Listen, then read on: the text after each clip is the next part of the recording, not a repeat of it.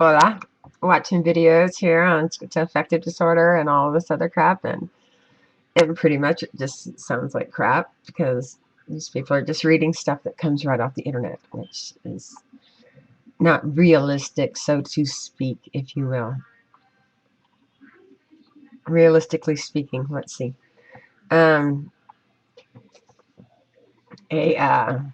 delusional moment would be like when I totally was at a store and the cops approached me because my kid took a soda that the lady gave to him, and I told him we weren't paying for it because I didn't ask for it and I didn't approve, that she give it to him. And so she turns around and I start walking to the car, and the cops are following me, telling me to stop. And I told them, no, you know who I am. And it was like an alien moment, so to speak. It's like they looked at me like, are you for serious? And I'm like, you know who I am. We'll give us your ID. You know who I am. I mean, I just kept on saying that. Eventually, I drove away. I didn't get in trouble, but really tripped out the cops. I really tripped myself out. I really thought that the aliens came into the cop's body and were supportive of me rather than trying to hurt me. It was interesting. I was pressing my limits at that point in time, but that's like a real delusional moment. And if we're talking about psychoses, here's another moment. I was in the middle of drinking. 1 minute, I'm sitting on someone's lap, giving hugs, kisses, I love yous, and all this. And the next minute, without even flinching, I got to push him away from me and ran inside and started hitting and screaming and hitting all the doors and screaming. And I have no idea what I was screaming because I don't remember any of this episode. This was, everybody else heard and saw it. But this was the type of thing that was going on. And I remember screaming at the end of it, make it stop. Why does this always have to happen to me? And I was crying and boobing and blah, blah. But everybody else was scared shitless, literally scared shitless, like ran out of my house scared, like, oh my God, what is wrong with her? They couldn't calm me down, couldn't coax me, couldn't, nothing would work. Don't, just back the hell up. And that's the type of thing that happens with the delusions, so to speak, or the psychoses. I don't know what the difference is because some you remember and some you don't. Like that, I don't remember that happening. I don't remember getting up. I don't remember pushing him. I don't remember coming in and slamming on all the doors. I don't remember any of that. So I don't know what the difference is.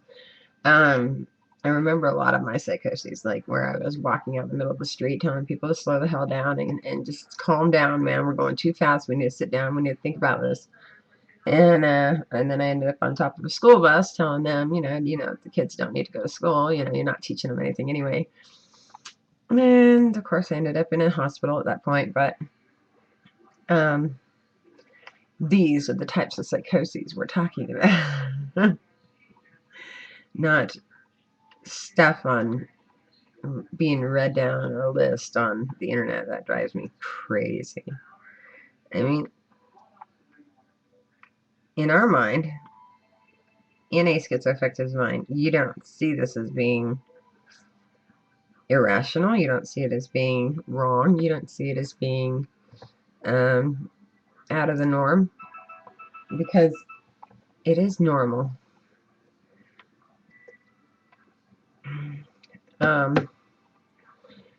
It is normal for us. So for someone to tell us that it's not normal doesn't make a lot of sense, because it is our normal everyday life.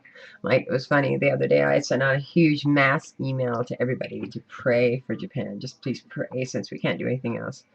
And the next day, on the television, I'm sitting there wondering, if we did any good, or, what good prayer was going to do.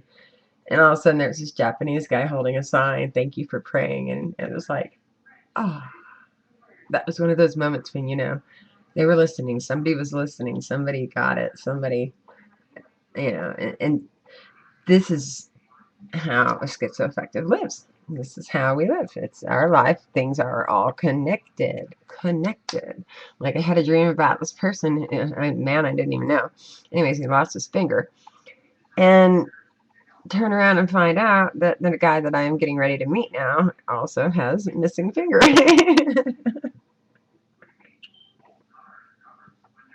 How could that be? But the ironies, this was just a dream, and then all of a sudden it's reality. So you can tell us that it's not the norm. You can tell us that it doesn't fit somewhere in your brain, but to us it fits. Everything fits. Like yo-yos fit. Yo-yos are very soothing. Soothing puppies, man. They really help out and put the brain and keep us nice and they keep us in order. And just like when a yo-yo goes out of order and you freak out, well, most people don't freak out, but we do freak out because we want our yo-yo to work, because our life is like a yo-yo. You never know when you're going to be dropped, and you never know if you're going to come all the way up, or if you're going to end up going down, or if you can get it twisted along the way. You just don't know. We're like yo-yos. Play with me, I guess is how you could put it. Okay, but enough with the whole schizoaffective. I'm going to talk like a doctor when I'm not a doctor type person. Why don't you be real with it? Get real with it. And I'll listen to more of the videos, but beyond that, not happening. Anyways, this is my life. Oh, and as far as the hereditary thing, I'd have to say yes. I'd have to say there is some hereditary components to schizoaffective. My mother is happy, and I have 2 children with autism, and my brother had dyslexia, learning disabilities, and and my grandmother had not amnesia, help me, it's that other one, Alzheimer's, and it's just, and she always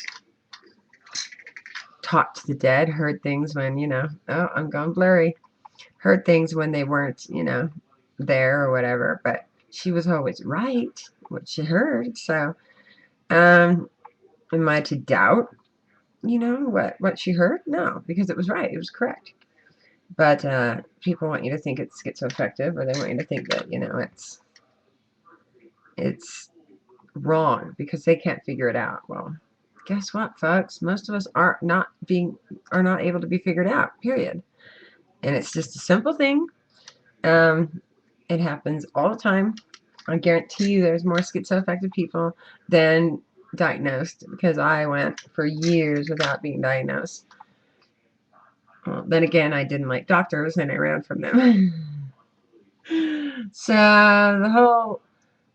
the whole shebang of it. I just want to say that schizoaffective is not such a bad thing. And I miss my manic highs. I miss them so bad. Medication sucks because it takes away the highs. And it puts you down on this little bull. In my life, I'm like a yo-yo that's just been on a shelf for a while and not been played with. And I kind of want to be played with. It's just I don't want to stay down forever, Because you have your ups and then you have your downs.